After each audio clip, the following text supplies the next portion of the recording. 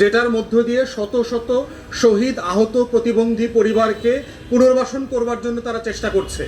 তাদেরকে গত 5 মাস ধরে বেতনের টাকাটা পর্যন্ত দেওয়া হচ্ছে না, এই সরকার এসে বন্ধ করে দিয়েছে।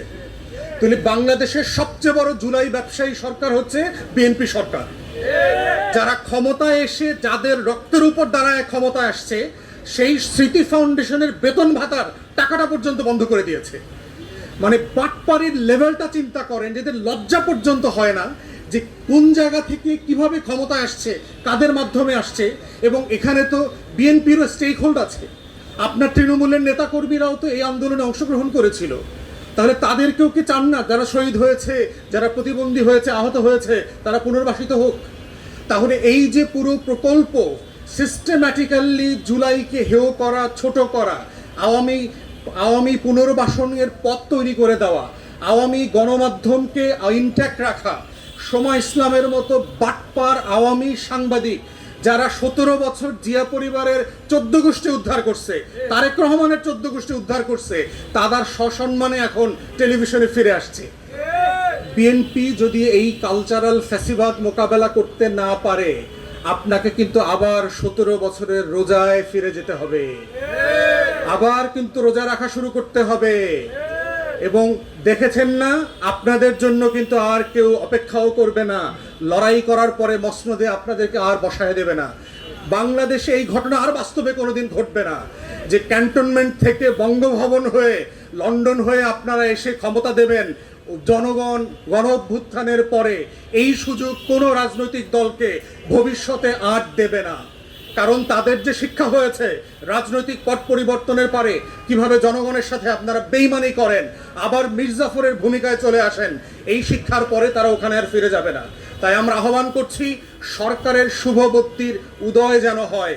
মুক্তিযোদ্ধা মন্ত্রণালয়ের মন্ত্রী, মাননীয় প্রতিমন্ত্রী এবং এখানে যে বিশাল আওয়ামী বাটপাট আমলারা আছেন, তারা আজকে জুলাই নিয়ে যত রকম দুষ্টামি সরকারিভাবে কাগজপত্রে করা যায় তার সবগুলো করছেন। মাথায় রাখবেন, জুলাই গণ অভ্যুত্থানে অনেকগুলো কাঠামোতে আমাদের নেতারা, আমাদের তরুণ কর্মীরা, জুলাই যোদ্ধারা হাত দেয় নাই।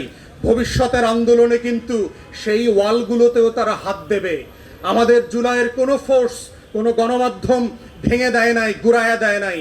কিন্তু ফ্যাসিবাদের গণমাধ্যম যারা আছে, আগামী দিনের কথাটা মাথায় রাখেন। সরকারি আমলারা যারা বাংলাদেশের বিপক্ষে দাঁড়িয়ে বছরের পর বছর দিল্লির গোলামি করেছেন, আওয়ামী ফ্যাসিবাদ কায়েম করেছেন, আপনাদেরকে কিন্তু রাস্তাঘাটে কোথাও চ্যালেঞ্জ করা হয় নাই। আগামী দিনে এই দেশের শহীদ পরিবার, আহত পরিবার এবং জনযুদ্ধে যে গণ অভ্যুত্থানের কর্মীরা আছেন, তারা কিন্তু আপনাদেরকেও ছেড়ে দেবে না। অতএব আমরা আহ্বান করছি সরকার এবং সকল স্টেক হোল্ডারদেরকে, জনগণের পক্ষে থাকেন, আজাদির পক্ষে থাকেন।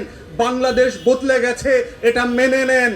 আওয়ামী ফ্যাসিবাদ কোনোদিন ফিরে আসবে না। শেখ হাসিনা ও 14 গোষ্ঠী কোনোদিন ফিরে আসবে না। আওয়ামী লীগ নামক কোনো রাজনৈতিক দল বাংলাদেশে আর ফিরে আসবে না।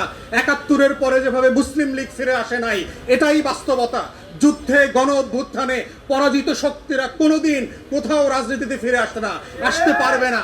এই বাস্তবতাটা মেনে নিয়ে আসেন গণ অভ্যুত্থানের স্পিরিটে জুলাই জাতীয় সনদ, গণভোটের গণরায় মোতাবেক সবাই বাংলাদেশটাকে গড়ে তুলি।